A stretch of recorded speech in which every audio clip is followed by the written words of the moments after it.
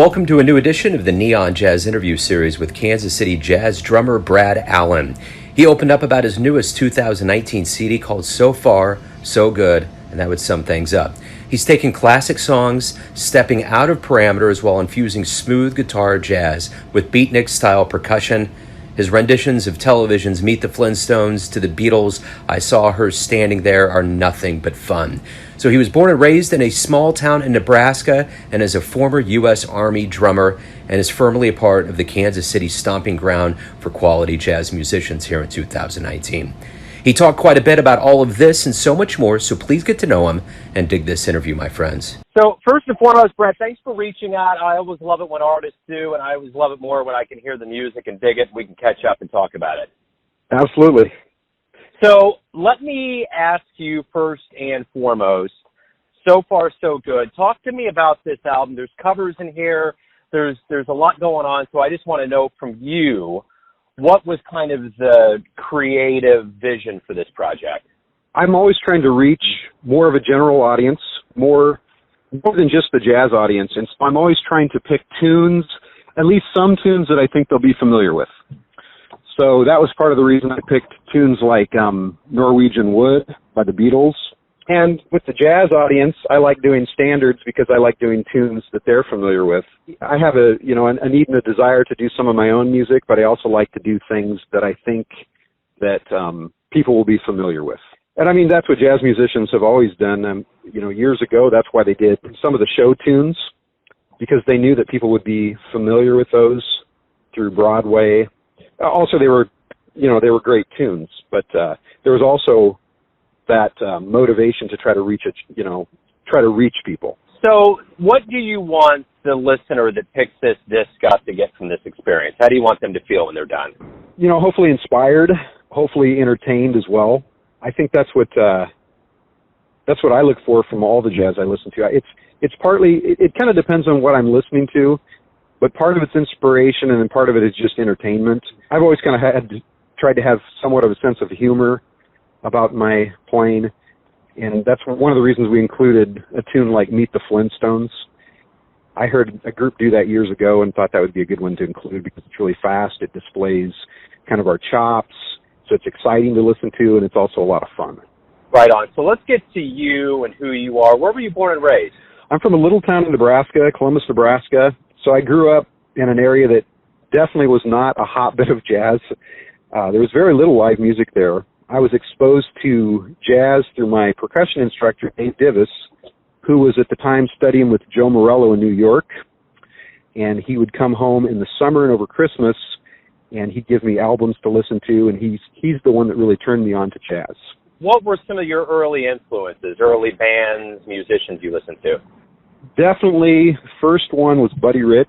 He took me to a Buddy Rich concert, and I was really into rock bands at the time, and going to a Buddy Rich concert was a lot like going to a rock concert. It was high energy, exciting, loud, and he played with a lot of chops, which for, a young person is very impressed by that. I'm still a Buddy Rich fan. As time went on, though, I discovered a lot of other players and realized that, good music is not always about playing faster and, the trumpet players playing higher. That's all really exciting, but there's much more to it than that.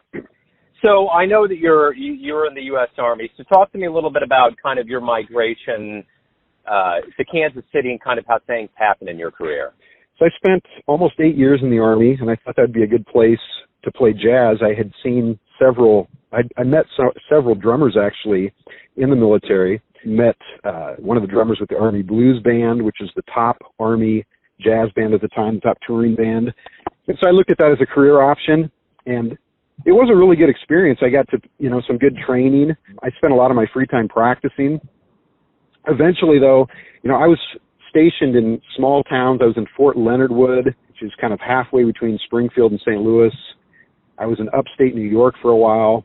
After a while, I saw it as kind of a limiting experience, and I really thought that I needed to get out and get in an area where I could play with better players and just do more jazz playing. So I looked at different areas, thought about St. Louis, I thought about Chicago. I had visited New York and didn't want to live there. And Kansas City was fairly close to home. Visited here one weekend, and met some of the players. I met Tommy Ruskin. Let's see, I met Gerald Spates that weekend, saw Todd Strait play, and I felt like a kid at Disney World, actually. I couldn't believe all the live music. And when I found out that a lot of these guys were playing in Kansas City full time, that this was their job, I thought, boy, that's incredible. And so made the decision to get out of the Army, and I've been here ever since.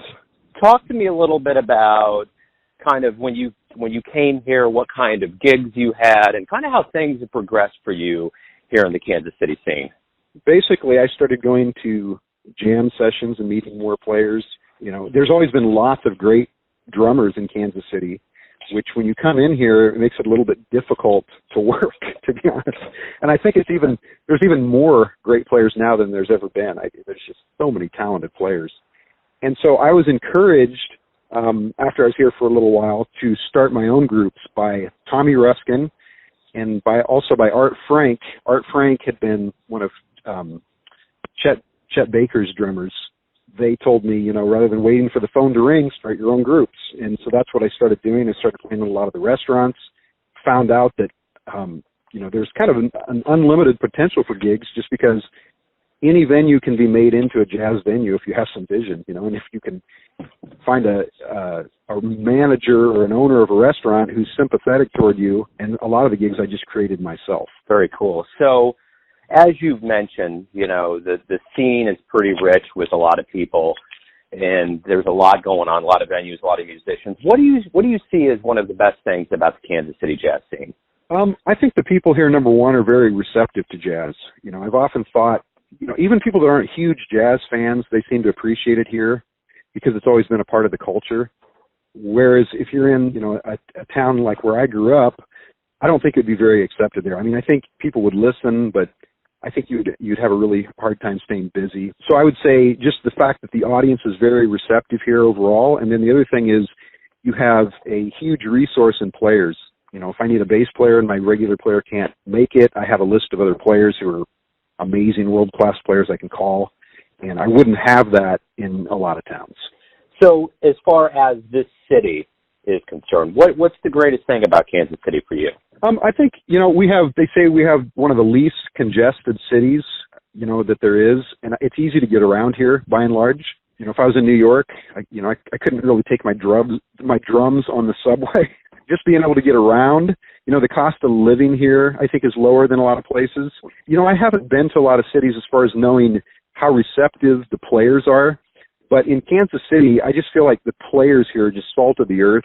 I mean, I feel very welcome no matter where I go. People are always glad to meet you. I mean, the best part of the scene, you know, in general is just meeting new players. What's the future look like for you? As you move forward, new album coming out, you're obviously in a pretty flush city full of jazz. What are you seeing as the future for you?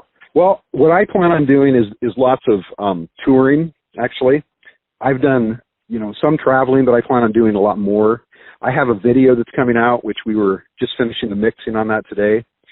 But I made a video with Rod Fleeman and with Aaron Leonard, bass player friend of mine, and I plan on doing a lot of touring, hopefully some international touring. Right on. So speaking of like international touring and even regional touring, being a Kansas City musician, what do you want to bring? I mean, there's so much history in Kansas City. I mean, they talk about the ghosts, but there's so much real going on right now. What do you want to bring about Kansas City to other cities and even the world? I think we have a unique way of feeling the swing beat here. And, you know, different interviews I've listened to, they've talked about that Kansas City has a very unique feel for swing and for blues.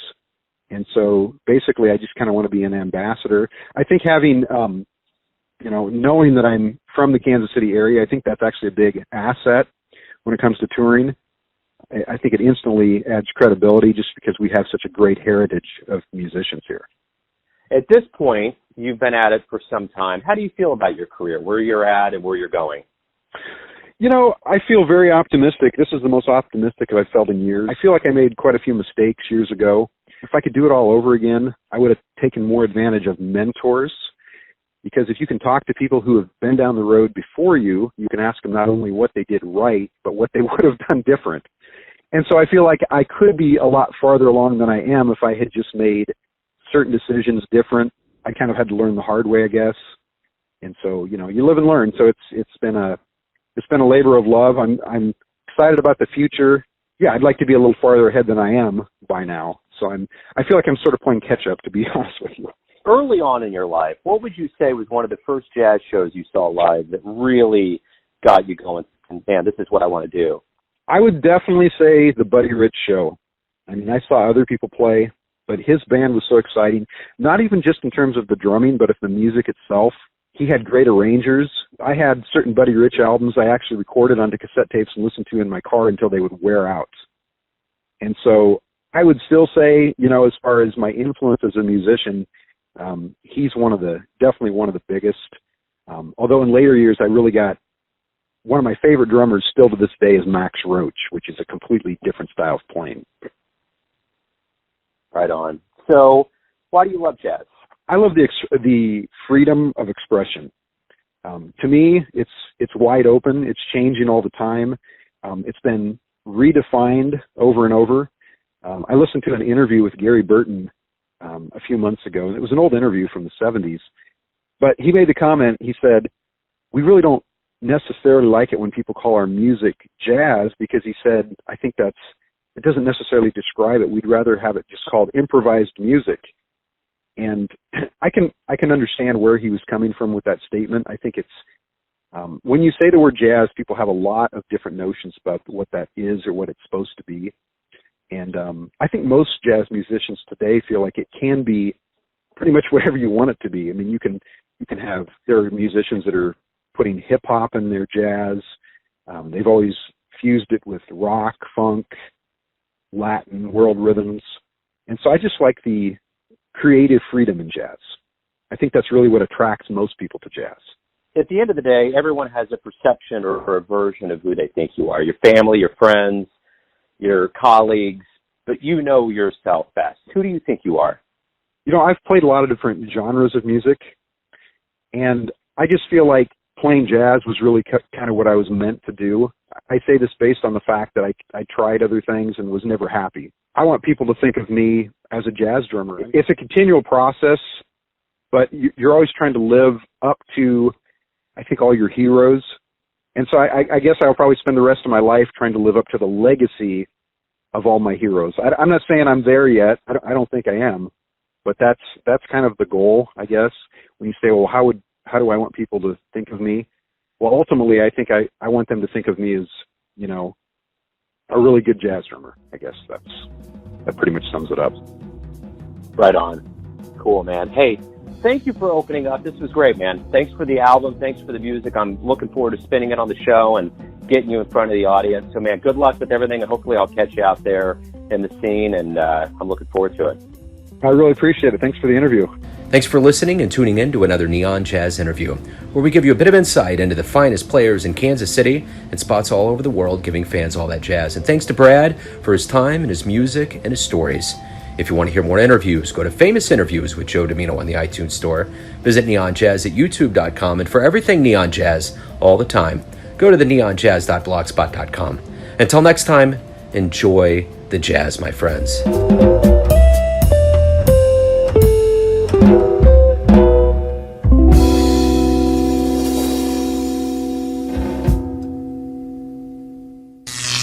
Neon Jazz.